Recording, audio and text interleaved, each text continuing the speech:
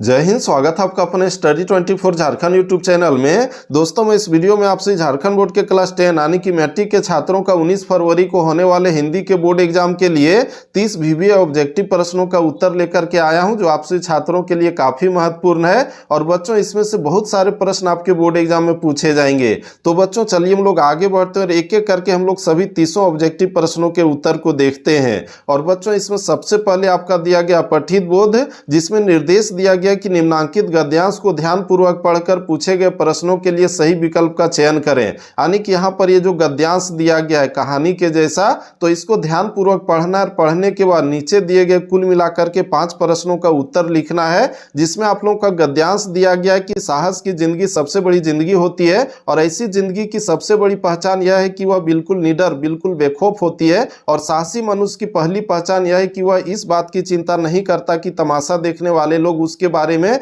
क्या सोच रहे हैं, और जनमत की उपेक्षा करके जीने वाला आदमी दुनिया की असली ताकत होता है। इसके बाद आगे इसमें लिखा हुआ है कि और मनुष्यता को प्रकाश भी उसी आदमी से मिलता है, और अड़ोस पड़ोस को देखकर चलना यह साधारण जीव का काम है। और क्रांति करने वाले लोग अपने उद्देश्य की तुलना में न तो पड़ोसी के उद्देश्य से करते हैं और न अपनी चाल को ही पड़ोसी की चाल देकर मध्यमित बनाते हैं। तो इस तरह से हम लोगों ने यहाँ तक इस गद्यांश को देखा। इसका अगला पैराग्राफ में लिखा है कि साहस मनुष्य उन सपनों में भी रस लेता है जिन सपनों का कोई व्यवहारिक अर्थ नहीं है। आगे लिखा हुआ है कि साहसी मनुष्य अपने उधार नहीं लेता, साहसी मनुष्य सपने उधार नहीं लेता, वह अपने विचारों में रमा हुआ अपनी ही किताब पढ़ता है। झुंड में चलना और झुंड में चरना यह भैंस और भेड़ का काम है, और सिंह तो बिल्कुल अकेला होने पर भी मगन रहता है। आगे इसमें लिखा हुआ है कि अर्नाल्ड बेनेट ने एक जगह लिखा है कि जो आदमी यह महसूस करता है कि किसी महान निश्चय के समय वह साहस से काम नहीं ले सका, जिंदगी की चुनौती को कभी कबूल नहीं कर सका,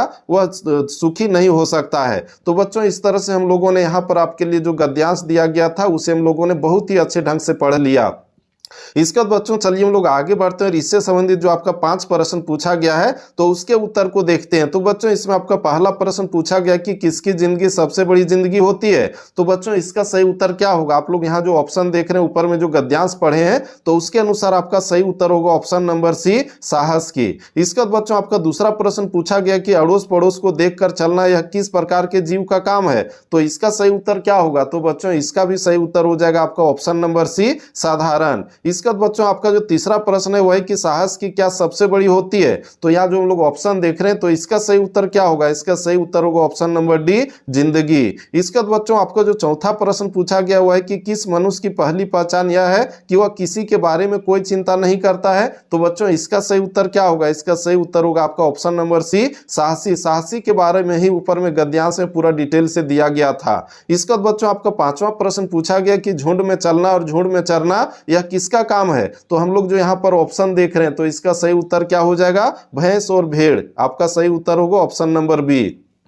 तो बच्चों, इस तरह से हम लोगों ने गद्यांश पर आधारित जो 5 प्रश्न पूछे गए थे उसके उत्तर को देख लिया। इसके बाद बच्चों, हम लोग आगे बढ़े तो आगे आपका दिया गया निर्देश की निम्नांकित पद्यांश को ध्यानपूर्वक पढ़कर पूछे गए प्रश्नों के लिए सही उत्तर का चयन करें। यानी कि ऊपर में हम लोगों ने जिस तरह से गद्यांश को पढ़ करके 5 प्रश्नों का उत्तर लिखा, ठीक उसी तरह से इस पद्यांश को या फिर कहें कि कविता को पढ़ करके नीचे दिए गए 5 प्रश्नों का उत्तर लिखना है। जिसमें हम लोग देख सकते हैं लिखा हुआ है कविता में कि है जन्म लेते जगह में एक ही पौधा उन्हें है पालता, रात में उन पर चमकता चांद भी एक ही सी चांदनी है डालता, छेद कर कांटा किसी को उंगलियां फाड़ देता है किसी का वर वसन, प्यार डूबी तितलियों के पर कतर, भौरे का है भेद देता श्याम तन। इसके बाद हम लोग आगे बढ़े तो इस कविता में जो दिया गया है कि फूल लेकर तितलियों को गोद में भौर को अपना अनूठा रस पिला, नीच सुगंधों से निराले ढंग से है सदा देता कली जी की खिला है खटकता एक सबकी आंख में, दूसरा है सोहता सूर शीश पर, और किस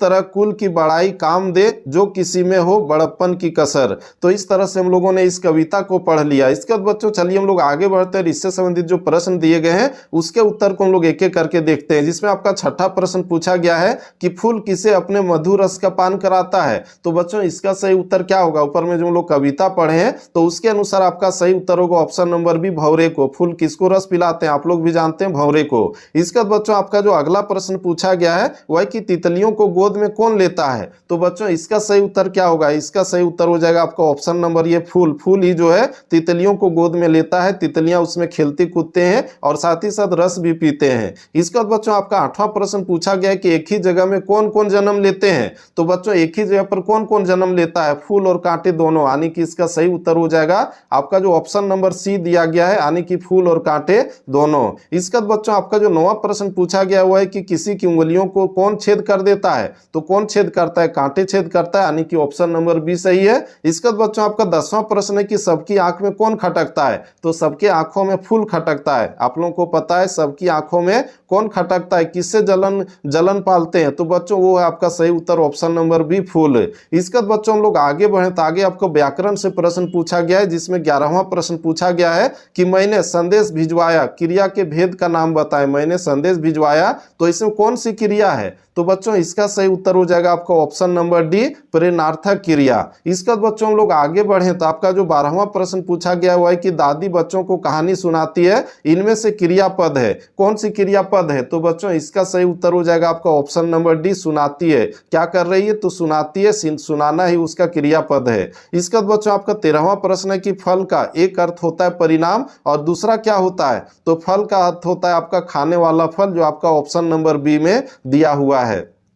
इसके बाद बच्चों हम लोग आगे बढ़े तो आपका 14वां प्रश्न है कि जिस समास में उत्तर पद प्रधान हो और पहले पद के साथ लगी हुई विभक्ति का लोप हो जाता है, वहां कौन सा समास होता है? तो बच्चों इसका सही उत्तर होगा आपका ऑप्शन नंबर ये तत्पुरुष समास। जिस समास में उत्तर पद प्रधान हो और पहले पद के साथ लगी हुई विभक्ति का लोप हो जाता है, उसे क्या कहते हैं? तत्पुरुष समास कहते हैं। इसके बाद बच्चों आपका 15वां प्रश्न है कि पाप पुण्य किस प्रकार का समास है? तो इसका सही उत्तर क्या होगा? बच्चों इसका सही उत्तर होगा ऑप्शन नंबर बी द्वंद्व समास। यहाँ पर जो हम लोग देख रहे हैं दोनों पद जो यहाँ पर पाप पुण्य यानी कि दोनों प्रधान है। इसका बच्चों हम लोग आगे बढ़े तो आपका 16वां प्रश्न है कि यथाशक्ति कौन सा समास है? तो ये अवयवी भाव समास है, यानी कि ऑप्शन नंबर ये आपका सही होगा। इसका बच्चों हम लोग आगे बढ़े तो आपका 17वां प्रश्न पूछा गया कि आप चाय पिएंगे या फिर शराब पिएंगे, यह कौन वाक्य है? तो बच्चों इसका सही उत्तर क्या होगा? यहाँ जो हम लोग देख रहे हैं दिया हुआ है आप चाय पिएंगे या शरबत पिएंगे, तो यहाँ जो हम लोग देख रहे हैं यहाँ पर जुड़ा हुआ है, यानी कि इसका सही उत्तर होगा ऑप्शन नंबर डी संयुक्त।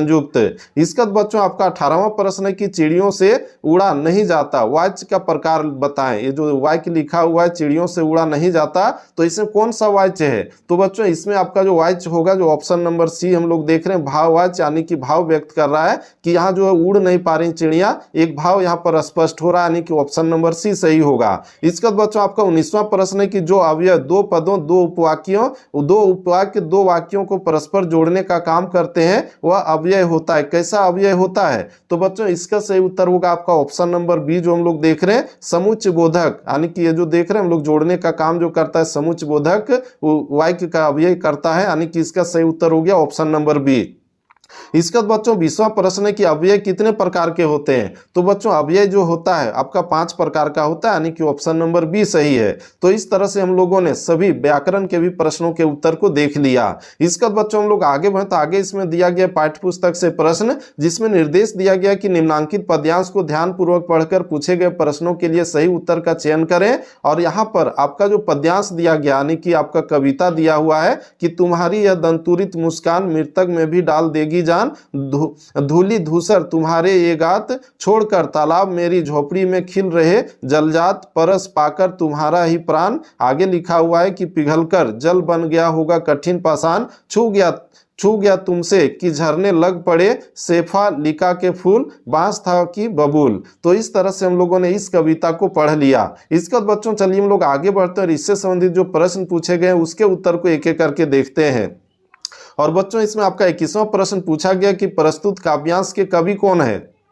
ऊपर में जो कविता लिखी गई थी तो इसके लेखक कौन है, कवि कौन है? तो बच्चों इसका जो सही उत्तर होगा आपका ऑप्शन नंबर सी होगा नागार्जुन। नागार्जुन की ही रचना है जो ऊपर में हम लोगों ने देखा।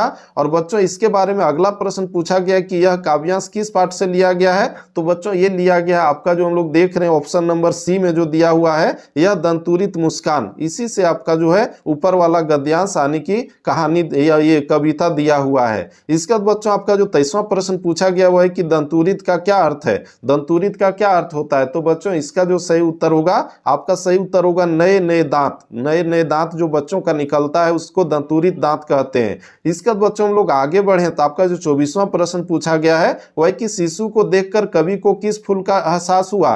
तो बच्चों इसका सही उत्तर क्या होगा? ऊपर में जो हम लोगों ने कविता को पढ़ा तो उसके अनुसार आपका सही उत्तर होगा ऑप्शन नंबर सी, कमल फूल का।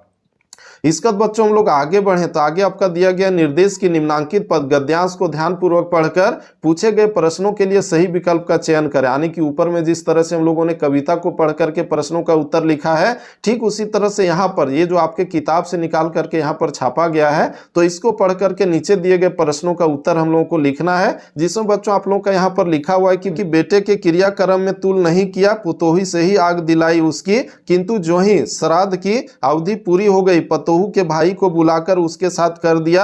या आगे इसमें लिखा हुआ है कि यह आदेश देते हुए कि उसकी दूसरी शादी कर देना।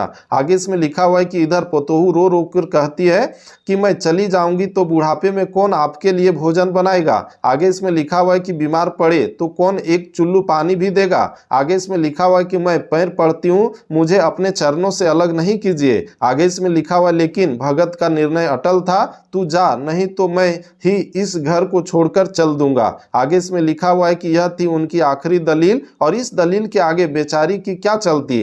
तो इस तरह से हम लोगों ने इस पद्यांश ये गद्यांश को पढ़ लिया। इसको चलिए हम लोग आगे बढ़ते हैं। इससे संबंधित जो प्रश्न पूछे गए उसको देखें तो 25वां प्रश्न पूछा गया है कि बाल गोविंद भगत के बेटे के मृत शरीर को मुखाग्नि किसने दी थी? तो बच्चों उसके जो चिता को आग लगाया गया था तो उसमें आग किसने लगाई थी? तो बहू ने। इसका सही उत्तर होगा ऑप्शन नंबर ये। इसका बच्चों आपका 26वां प्रश्न है कि बाल गोविंद भागवत ने पतोहू के भाई को क्या आदेश दिया था? तो बच्चों इसका सही उत्तर होगा आपका ऑप्शन नंबर ये, पतोहू के पुनर्विवाह का, यानी कि ऑप्शन नंबर ये सही है। इसका बच्चों 27वां प्रश्न है कि बाल गोविंद भगत का कौन सा निर्णय अटल था? तो इसका सही उत्तर आपका हो जाएगा ऑप्शन नंबर डी, जो हम लोग देख रहे हैं कि पतोहू को उसके भाई के साथ भेजने का। इसका बच्चों आपका जो 28वां प्रश्न है वह है कि बेटे के श्राद्ध अवधि पूरी होने पर भगत ने किसे बुलाया था? तो बच्चों इसका सही उत्तर क्या होगा? ऑप्शन नंबर सी, जो हम लोग देख रहे हैं पतोहू के भाई को, जिसके साथ पतोहू को वह भेजना चाहता था। इसका बच्चों हम लोग आगे बढ़े तो आपका जो 29वां प्रश्न पूछा गया है वह है कि मूर्तिकार ने अंत में मूर्ति के नाक के लिए क्या सुझाव दिया था? तो बच्चों उसने जो सुझाव दिया था वो ये दिया था कि जिंदा नाक लगा दीजिए। तो इस तरह से हम लोगों ने ऑप्शन नंबर सी देखा, इसका सही है। इसके बाद बच्चों आपका 30वां और अंतिम प्रश्न पूछा गया कि साना साना हाथ जोड़ी प्रार्थना लेखिका ने किस देश की युवती से सीखी थी? तो बच्चों इसका सही उत्तर क्या होगा? इसका सही उत्तर होगा नेपाल की युवती से। तो बच्चों इस तरह से हम लोगों ने आज इस वीडियो में आपसे झारखंड बोर्ड के क्लास 10 के छात्रों का 19 फरवरी को होने वाले हिंदी के बोर्ड एग्जाम के लिए कुल मिलाकर के 30 ऑब्जेक्टिव प्रश्नों के उत्तर को देख लिया। और बच्चों इसके बाद आपका जो सब्जेक्टिव प्रश्न है तो उसके उत्तर को भी इस यूट्यूब चैनल पर बहुत जल्द अपलोड कर रहा हूं। इसीलिए बच्चों आप लोग इस यूट्यूब चैनल को सब्सक्राइब करके इसके नोटिफिकेशन बेल को प्रेस करके रख लीजिए, ताकि मैं जब भी वीडियो डालूं तो उसका नोटिफिकेशन आप सभी छात्रों तक पहुंच जाए और आप लोग उस वीडियो को देख सकें। तो बच्चों फिर से मिलते हैं हम लोग नेक्स्ट वीडियो में। तब तक के लिए जय हिंद, वंदे मातरम, जय झारखंड, जोहार Jharkhand. Thank you, best of luck, धन्यवाद। आप लोग बोर्ड एग्जाम का बहुत अच्छे ढंग से तैयारी कीजिए और बहुत अच्छे अंकों से पास होइए। धन्यवाद।